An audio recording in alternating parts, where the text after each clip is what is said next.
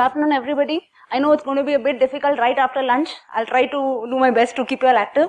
But also upfront, before getting into it, I also want to set the context of this presentation, so not to disappoint you also. If you find something more interesting in the other room, then you could go ahead actually.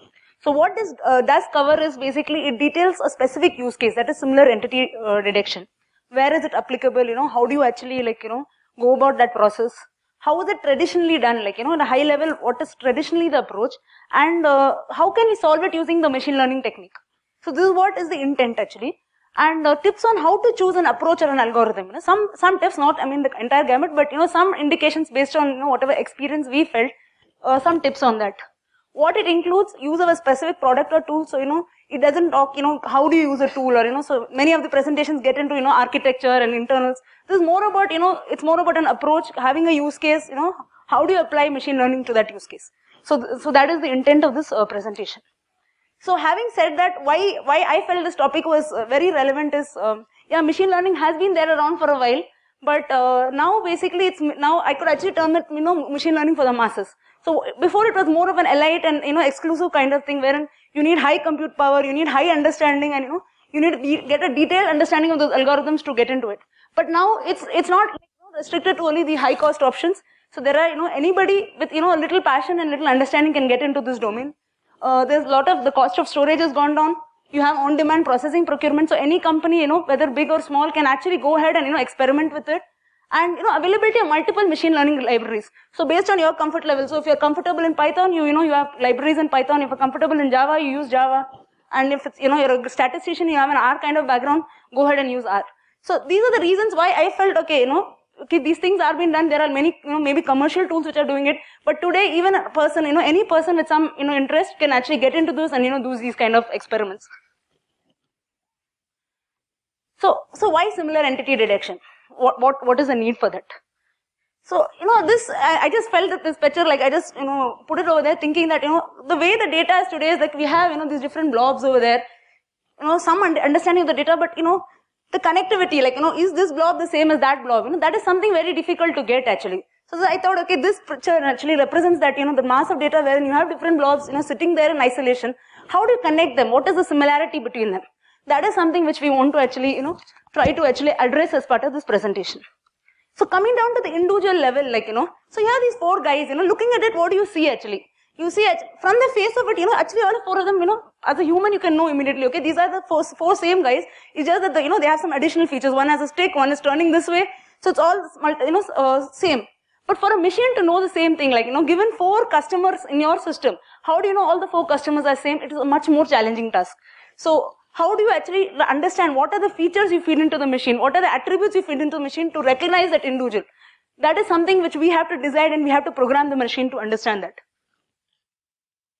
So for a sample, just some thing so assuming we have 3 customers, there are 3 different customers. So customer ID 1, customer ID 2, and customer ID 3. These are 3 distinct customers. For whatever reason, these have actually been captured as different in your system. It could be that, the person is intentionally given something wrong, or the call center agent has taken that entry, has forgotten something, or it just could be the miscommunication, instead of 1987, somebody types in 1988. So if you actually see here, what you see is that, it's essentially the same. A middle name is missing in the first entry. There is a Harry middle name in the second, and in the third it's a Harold. And if you see date of birth, you see that the last person has a date of birth of 1988, while the other 2 is 1987 actually.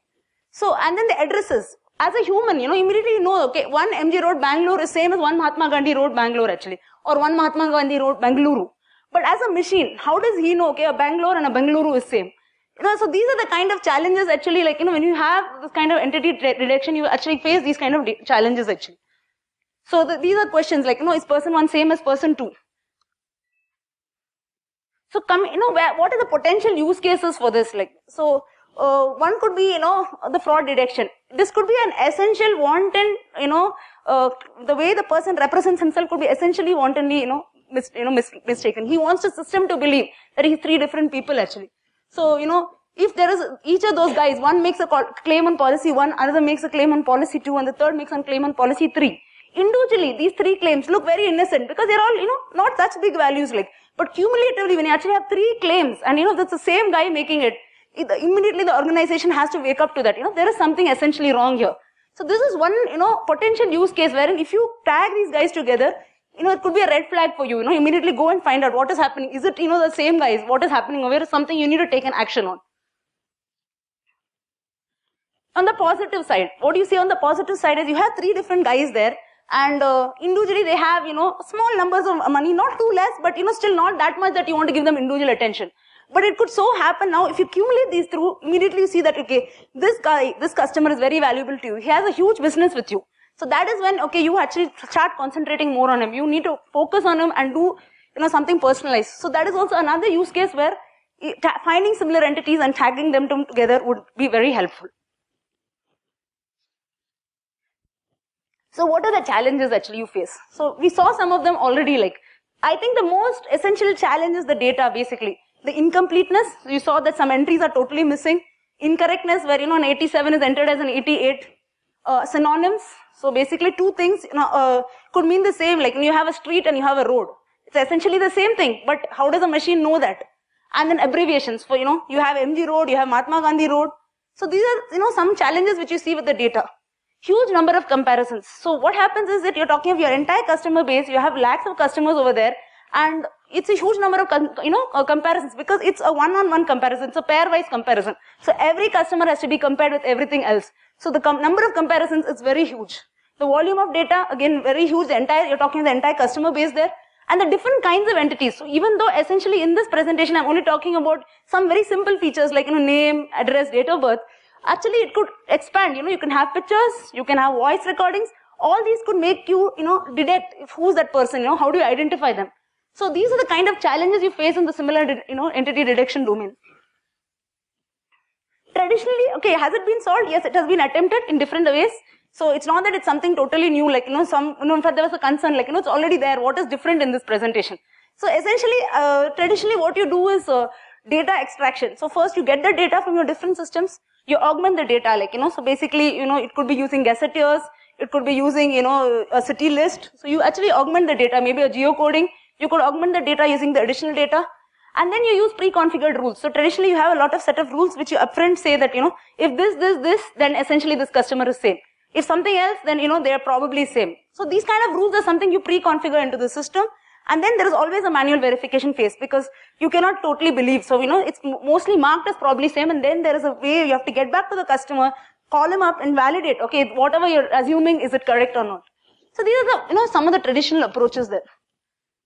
So just for a sample rule in a traditional approach, so basically assuming, you have a pair, this is for a customer pair, if the name is same, the date of birth is same, and your address is different and the postcode is same, probably there is a chance that the customer is same. It may not be same, but it could be same. So you mark it as probably same and then you manually verify that.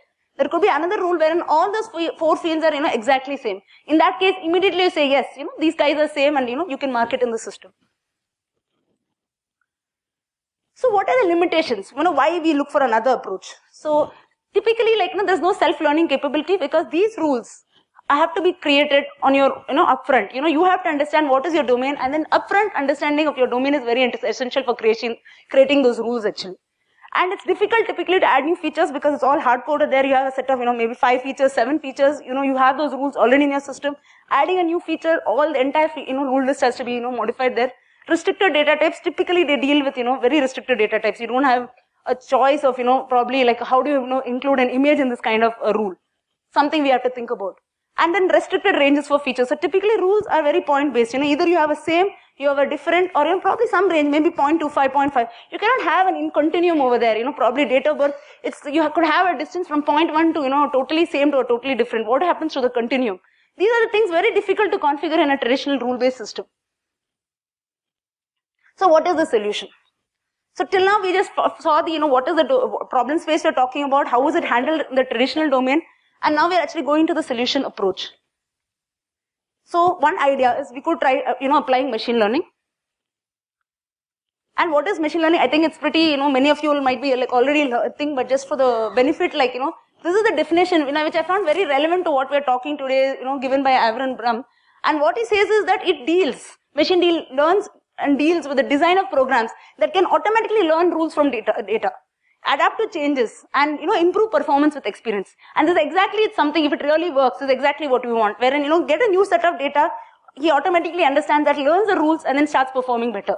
And if you find some feedback, which is not, in line with what he's assuming, then the model gets updated. So if you have something, this is the ideal world, and this is great actually. So this is something we want to actually aim for. So what are the algorithms like? There are of course, there are different ways of categorizing. For this presentation, I thought that, it made apt sense to, put it in 3 levels. One is the supervised. So when you have a lot of training data, when I say training data is you have a set of features which you have decided, for example, for a customer, for a person, probably you say that he's identified by his name, probably his first name, his last name, his middle name, his date of birth, his gender, maybe, added maybe salary. These are the kind of, features which you decide upfront. And then you already say that, if there are 2 people with, this kind of distances between their features, this kind of distance between first name, this kind of distance between second name, and, basically for this kind of distance thing, this is the kind of thing that this guy is same, different, probably same. So you have a set of label data already upfront. Then the best approach is to go for a supervised learning algorithm. And always, in any case, supervised, when you have label data, will actually give you much higher precisions, much higher recall values. So that is the right way to go when you have a representative set of trained data. If not, then you actually go for the unsupervised, wherein you have a set of data, but you don't know which group they belong. It could be that they're same, they're different, but okay, these are your customers, these are the distances between them. What is the kind of, what is the kind of pattern you can detect? So in that case, you go for unsupervised, where you let the machine decide, put it into the machine, let him cluster. At the end of it, you would get, probably very clearly distinct things where you can identify, yes, this group makes sense, all the people in this group look, probably, same. This group is exactly same, and this is a case wherein, they're different. But, and typically it does work. We have tried some experiments and it did work that way. And continuous learning, wherein the case you might have some data, but not enough actually. So if you have continuous learning, there is a feedback loop. As and when you progress, you get some feedback, it learns from that, and then it updates itself. So today it predicts maybe accuracy of, smaller precision levels. As it goes, as it gets more data, it gets better and better. And I think that is a very ideal system which we are aiming for over there. So how do you choose? At this time, how do you choose between some of these algorithms? Okay, there are many ways, but whatever I felt in the experience, I put some of those pointers there. So availability of label data, then straight away you could actually try supervised. It gives you much better scores over there. Data characteristics. So for example, if you have training data, but you have a data characteristic, for example, there was a case in our data, we had that almost 90% of the data was actually a negative. There was only a 10%, less than 10% of things were similar actually. So in that kind of case, when we went with the normal training approach, we just took whatever training set, we split it into, the, test set and the validation set and took the entire set and trained it, we did not get good performance. And what we figured out is that that's because the number of positives in that training set was actually representing your data characteristics. Wherein there was hardly 1%, out of every 10 entries, one of them only was actually, a positive labeling. So automatically a model could not learn sufficiently about the positive labeling. So for that we tried random undersampling, which was very helpful, wherein we wantonly ensured that the data from the positive sets were equally represented as the data from the negative sets. So there was an equal representation of both of them, and that helped improving the kind of precisions and recalls we got from the model actually. And then also the feature characteristics. So the algorithms are there are different kind of algorithms, like you have logistic regression, you have artificial neural networks. So under supervised itself, you have multiple algorithms. So for example, one thing is that if you have a continuous data, then what we found is a thing like a multilayer perceptron, an artificial neural network performed much better than a logistic regression. A logistic regression worked more well wherein you had categorical data, there were very clear levels, you had probably feature 1, it had 0, 1 and 2 could be the 3 levels. In that case, it worked very well. But in case of multilayer perceptron, it worked better when you had, a range like, 0.01, 0.02, a whole range over there. So that's again, so similarly there could be different characteristics, and according to that, you have to choose an algorithm and try to work with it. And result sensitivity. Okay, this is another key parameter wherein you run your algorithm, you choose an algorithm, you run the model, and you get a set of outputs actually. You get an F score, you get a precision. And then based on that, you can take a call like, what are you more sensitive to? So there could be certain cases where at all costs, even if I get 100 negative, it is fine, but I need to get all the positive. So I need to have very high precision and high recall in that case. So I want all my entries, all the positive entries have to be represented there. So I need a high recall. Or it could be the case that, it's okay to get wrong results as long as, I get a sufficient number of results. So what is your sensitivity you're looking at actually? So that is also another thing you actually have to do. So having said that, all these things also work well in an iterative manner. So when I say iterative manner is you choose one algorithm, you get something, don't be happy with it, like, you try one more algorithm. It will be usually the case that out of 3 algorithms, one of them would perform better for your data set. So always experiment, a few times, choose the one which is very closely working well with your data set, and that worked quite well for us. So this is again, I don't know whether how many of things, but this is just something like how do you validate a model actually. So it's a pretty, maybe people who have done machine learning would find it very simple actually. So one of the things for supervised learning algorithms, you use, the precision, the recall, and the F-score. These are very, very, critical actually to actually validate a model. And for example, in precision, basically, it's like, the fraction of the retrieved sets which are relevant actually. And in recall, it's basically fraction of the number of relevant documents retrieved by total number of documents, total number of relevant documents. And an F-score is just a harmonic mean, it just does a harmonic mean of those two to give a single score. Like rather than monitoring 2 scores, you could use 1 score and, validate your model. So just for your understanding, like for people, these terms are new. Assuming you have a data set with characteristics of 200 items, and this is a labeled set you're talking about. You have, say, positives are there 30 and 170 are negatives. In that case, supposing you run your model and it predicts something like, 40 positive. And of this, when you validate, you see that actually 30 are only the true positives. Another 10 are, falsely marked as positives actually. So this is what is your characteristics of your model actually. So in that case, what you can see is that precision is calculated as the 30, which is the true positives, divided by the total number of retrieved results, which is true positives plus false positives. And you can see that it's giving me a precision of 0.75. And if you see the recall out here, very interestingly, the way, of course, this, sample data, but it says, okay, the true positives retrieved is actually all the true positives are retrieved. So this is an ideal system. So if I want to track, all my positives, then I could go for such a model if it gives me this kind of recall. And of course, the F-score, which you see is just, the computation on that. So what, now you've just seen, the high level, like, there are algorithms, you have options to choose them. And now assuming you've decided that you have labeled data and you go for the supervised labeled algorithm. So what is the flow actually? What is the typical process you do? So first is you choose an algorithm, okay? Then you identify the relevant features. What features make sense? When I say features, for example, the characteristics of your data set. So as I said, for a person, it could be his name, it could be his date of birth, it could be his salary, it could be his address. So these are the typical things which identify a person. Once you identify the person, you write some simple logic to extract the value of those features. And then this is the heart of the whole system. How do you find distances between the features? So this is the core part wherein, how intelligently you find the distances. That is the, that strong your algorithm is. So for example, if I have, something like a name, how do you find it? So you could use something like a Levenshtein's distance. You have something like a Harry spelled as Harry and another Harry which is a Harry. Then how far is it? So using Levenshtein's distance, you can say that, okay, it's not that far. It could be probably just 1 R is missed out by mistake. So in that case, yes, it's very close.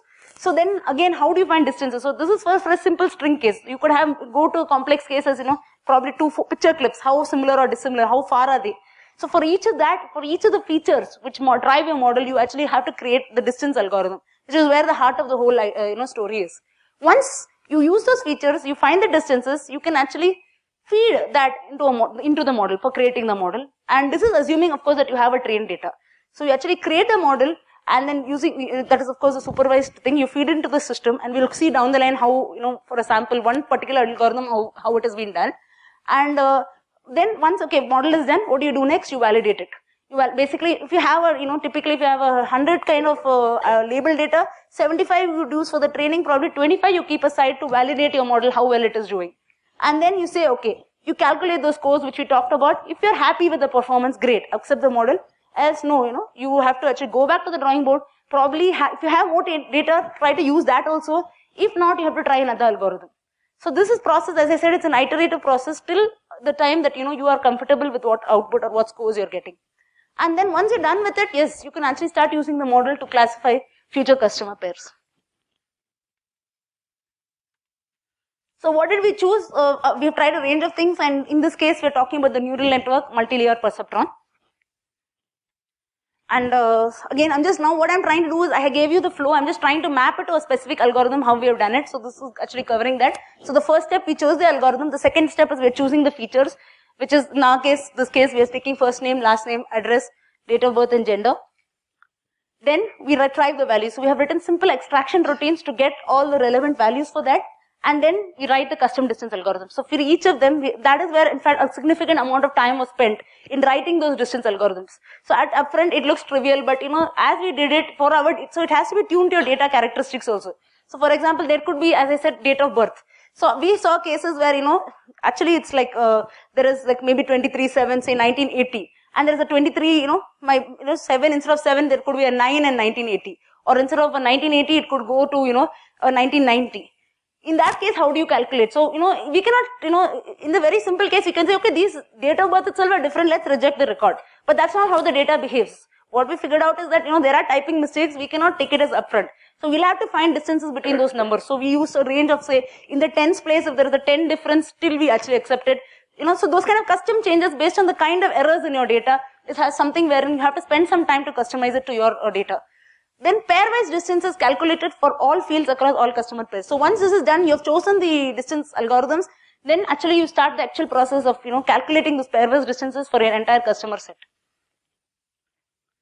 So then, so you got the pairwise distance, how do you actually train the model now? So this is the model training phase. So what you see here is a simple multi-layer perceptron network. So you see, I don't know whether you can see at the back, but these are basically the input nodes. So typically in our case, since we have chosen, a gender, a date of birth, the address, the last name and first name, the distances are what is fed into this input feature node. And of course, there will be a bias term over here. And internally, these, the whole multi-layer perceptron works in the concept of hidden nodes. So they have a set of hidden nodes, and by default, some weights are given to it at the start of the algorithm.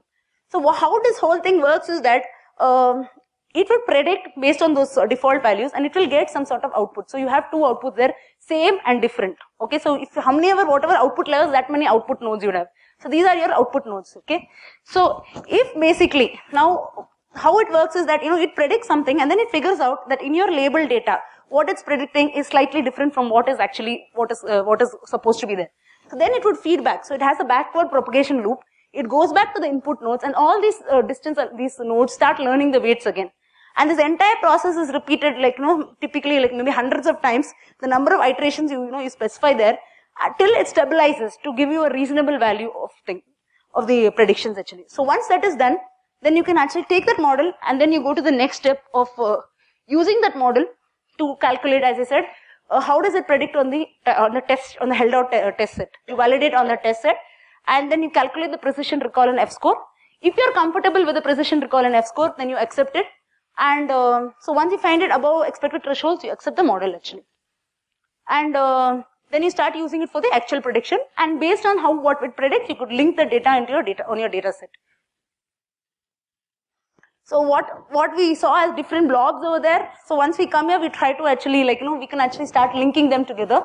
So if you see, taken at a higher level concept, so this is simpler customer entity direction. You could also take it for, not exactly similar customers, but in a little higher level. It's not like they're the same customers, but they could have similar tastes, they could have similar, attributes. So those kind of things, this could be expanded to support multiple different kinds of use cases. So what is the result we saw? So we chose as we saw the neural network, we saw that, the recall was very good, 89%. So quite happy. That means only 11% of similar entities were going undetected, which we were happy with it, at least 89% we got. On the negative side, we saw that the precision was only 65%. So what this implied was that there was a huge set of data which was actually coming as, similar, even though it was a false positive. So you're getting a lot of false positives. But still, we felt okay, it's still, there is some benefit in the sense that at least greater than 60% of non-relevant data was getting eliminated because of this. So the focus was now on a smaller subset which we could concentrate on. So that was the advantage of, probably, using this algorithm. So of course we'll take, in the last also what else we could do, that we could take it later. So in between, I'd like to actually talk about big data. So as I said, the entire process, the whole challenge was like, the data was huge. And when we initially ran the comparisons, it was actually like, going to, more than 4 days. Just the comparison, the feature creation was taking 4 days to go, So that is when we had to, try to find out alternate mechanisms. So again, bringing out why it took so much time, because it's a pairwise operation. And so that means if there are 1 lakh, there are n customers, you have to compare it to all the other n-1 customers. So immediately you're talking about a huge scale there. And also we see that every comparison is not one comparison. For every feature you have a comparison. So basically it's like, what you're talking is a huge computation. and each of them are very highly time consuming operations. So these are some of the ideas which we used actually. So one is the use of MapReduce techniques. What we did was we split the comparison into the m different machines, and in every machine now we compared with all the other customers. Like so basically you had at least an m time speed up. I mean nearly m time. Obviously it's not m time, but slightly less than that. And incremental addition of new customer pairs. So we actually designed such that when a new customer pair comes, it's just an incremental addition. You don't have to recompute everything. And most of this was, all of this was handled in batch time comparisons and tagging. So it was typically an overnight job and not a real time job. So these are some of the ideas which we use to ensure that the performance of system is met. So what is the way forward actually? So we used neural networks as filtering algorithm, but as you saw that the performance was not all that, almost like, as I said, only 65% is what was our precision levels like. So we were not so happy about that. So what we could do is that we could use this as an initial algorithm, and we have to plug in additional algorithms down the pipeline. We did not try random undersampling, even though, that was something which was very relevant to our data set. Our data characteristics were exactly for random undersampling. So we should try random undersampling. It will definitely give a better model. And then we could experiment with unsupervised. So some of these experiments we have done, and then some more are there. So for example, we have k-means, mini-match k-means, Birch, RBMs. So in each of these, again, we figured out, for example, k-means, because, it was such a huge data set, it was taking more time. So a mini-batch k-means gave a similar performance in much shorter time actually. So that was something which was good actually. And then, again, Birch was a very good hierarchical clustering algorithm, which helped in the initial, again, it could be used as as a first stage, wherein you use it for the initial clustering and then use that output to further, use some other models to further predict. And then continuous algorithms we have tried with R2, but again it's still very much in infancy actually. So these are some of the things way forward, and also very important is other entity types. So right now it's very simple strings, numbers. So we want to actually bring in other entity types into this whole system. So with that actually I come to the end of the presentation and I'm open for questions.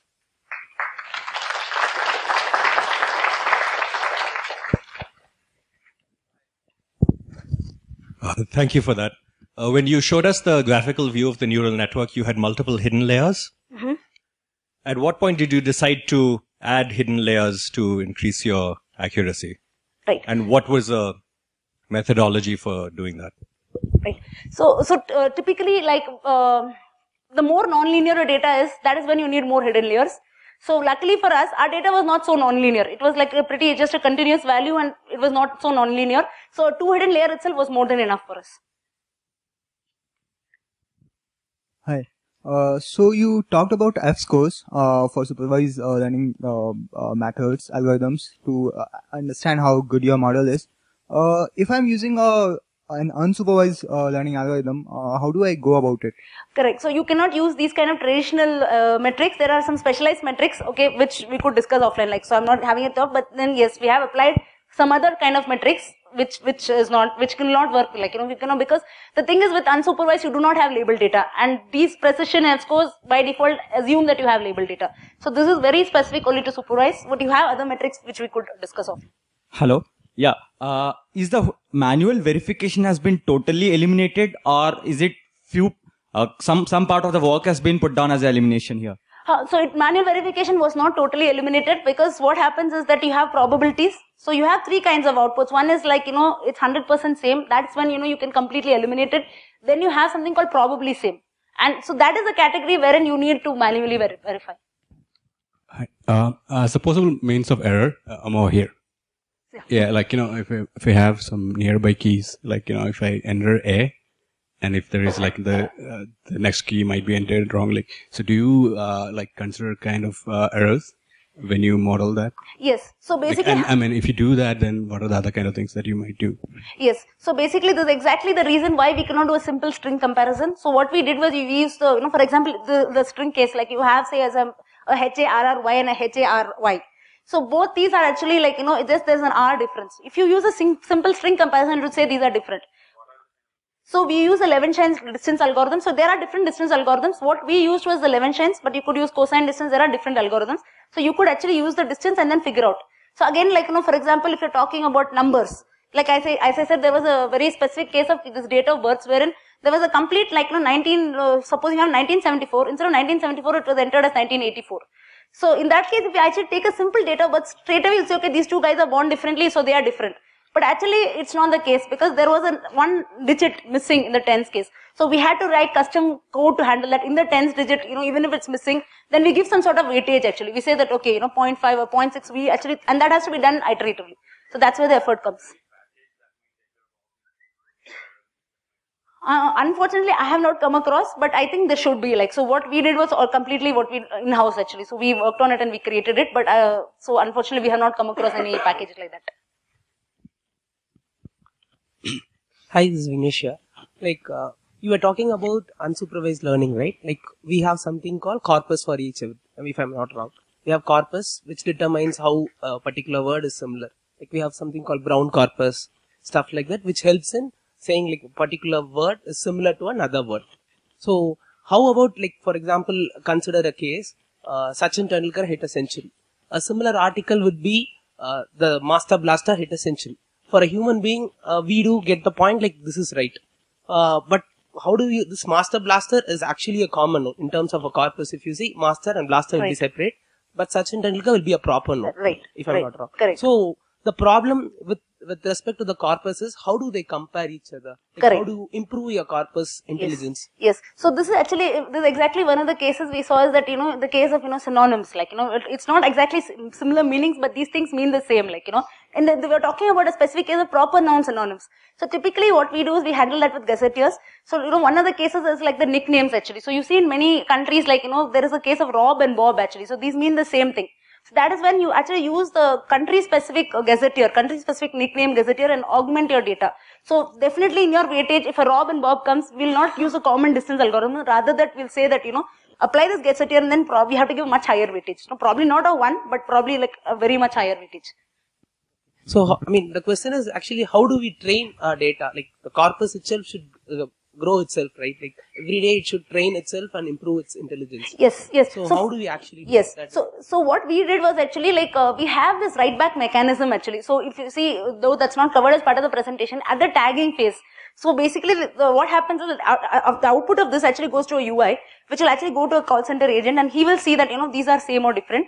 And if something the system predicts are probably same, if he is going to tag it as different. So that data goes back to your, your thing. So and you learn from that actually. So there is a write back mechanism wherein at the user interface stage, even though if your model is predicting as probably same, but the customer is sure it's different, or your model is predicting different, but customer is sure it's same. Those kind of things would be written back to the system, and then we will retrain at regular intervals. So that is how we try to handle this. Thank you. Hi, Shajana here. So, 2 questions. The first one is, you spoke about how adding new customers to the system, you're able to minimize the number of comparisons. Could you elaborate on that? And you mentioned, right, that you don't actually, when you add new customers to the database, you're not doing a pairwise comparison with the entire set of records, but you're able to reduce that number. Okay. So that was the first question I had. The second one was, so given that there'll be a huge amount of redundancy in the database, right? You can essentially probably write a set of heuristics that will take this redundancy into account and weigh certain features much more heavily at the cost of others. So did you kind of benchmark your algorithms against any such heuristics? Right. So for the first question, when I said incrementally adding, it's not like it can be compared only to some of the customers. What was done is that only for that set, you have to compare with all the customers. So that is one thing. The second is we have did not actually experiment in any of those heuristics. So it's something which is something which we have to do, and it's in the to-do list, but we have not actually. So it was more of a simplistic implementation, just like that. I just wanted to add a small comment to the interesting question he asked over there. So one of the things that we do when we see, chat data or likewise is because we know that somebody is, typing it. We exploit the characteristics of the QWERTY, if you would, in a way that, so, QUERTY. So you will have in some sense, a distance which is closer, to Q and T, right? Q. Yeah. So Q and T, that kind of stuff along with the keyboard, so 1990 in your case would be similar to 1970 or something along that. Right. I think that is one kind of distance that can be looked upon. Yes, that is right. Right, that is correct. That's right. Hello. Yeah. Ma'am, I just want to know that how did you tune the neural network? Once the model is ready, you were getting some outputs. how did you tweak the parameters, and what all changes did you make in the neural network to get the outputs? Right. So what we did in this neural network was the only thing which we tried to change was the number of hidden nodes. So like we first tried with one hidden node, and then we tried with two hidden nodes, and then we were happy with the performance. So as such, we have not put too much of thing. The thing is that because of the supervised, whatever training set we gave, it was actually automatically doing the backward propagation. We also tried to adjust the learning rate. You might see there's a small number at the bottom rate. So we did change the learning rate and try to, put it at different levels. So first at a faster learning rate, and then we minimize the learning rate to ensure that, it froze, or it stabilized at the right level. So this is some of the few parameters which we experimented with. Just one more thing. Was the optimization algorithm parallelized, or the whole thing was running? What was the algorithm parallelized, or it was a single instance that was running? So the training algorithm was a single instance. The comparison algorithm was parallelized. So as such, the training, because we did not use a very huge data set, we had in fact, one of the things was we had a small training set. So that was also one, the performance was like relevant to that actually. But for the actual using that model, that was parallelized actually, wherein the distance calculation was actually split across multiple nodes. Thank you.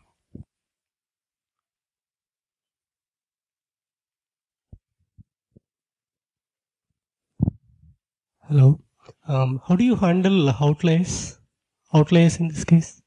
How do you find outliers? Okay. Handle outliers. How do you handle outliers? Yes, I got the question actually.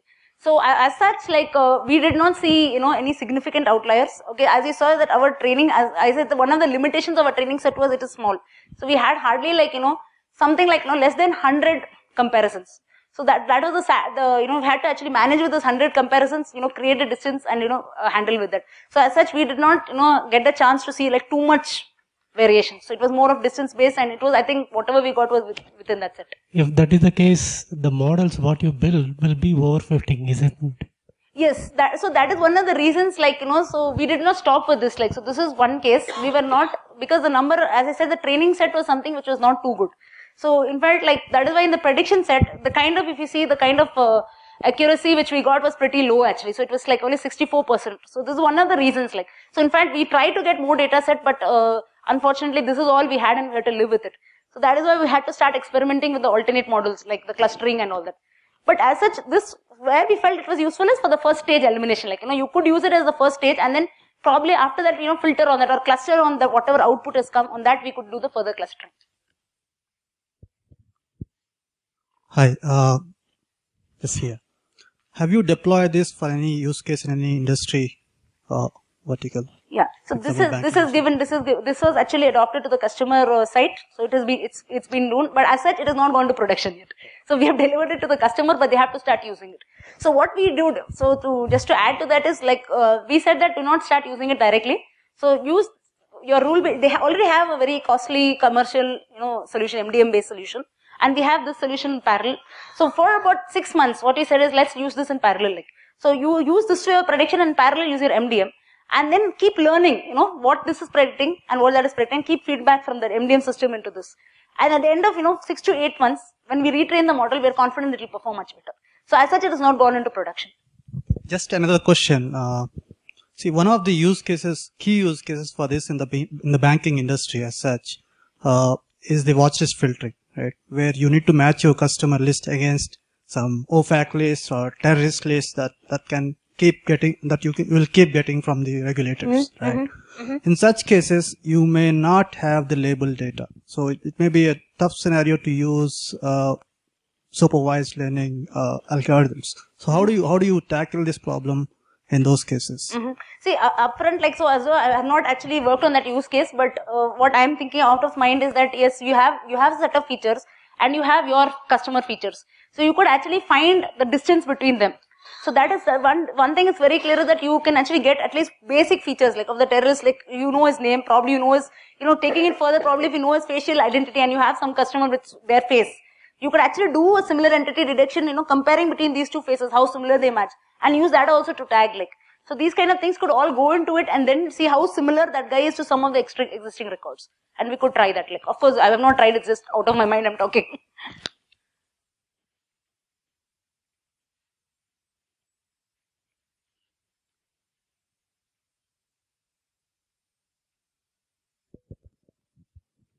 What is the distance method you are using? We are using the Levenshine's distance, and it's customized slightly. So Levenshine's purely did not work, so we had to do some custom data specific hacks. But Levenshine's is the core algorithm. Okay, thanks. Last question, please.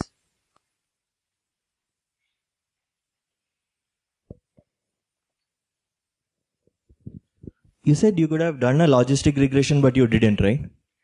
We have used logistic regression also internally. Yes, that is one of the algorithms which we have tried, and we froze on this actually. So as a Why? part of the experiments, so as I said, logistic regression was working better with categorical data. But in this case, if you see the kind of range, you're talking of distances which you get things like anything from 0.001 to 0.999. So you have a total range for those distances. In that case, neural network was performing much better. So that is why we chose the neural network. But the outcome variables are still categorical, right? The outcome variables are, Okay. It's categorical. So basically you're just talking of, in this case, actually only two levels basically, same or different. So that's all it is. Okay.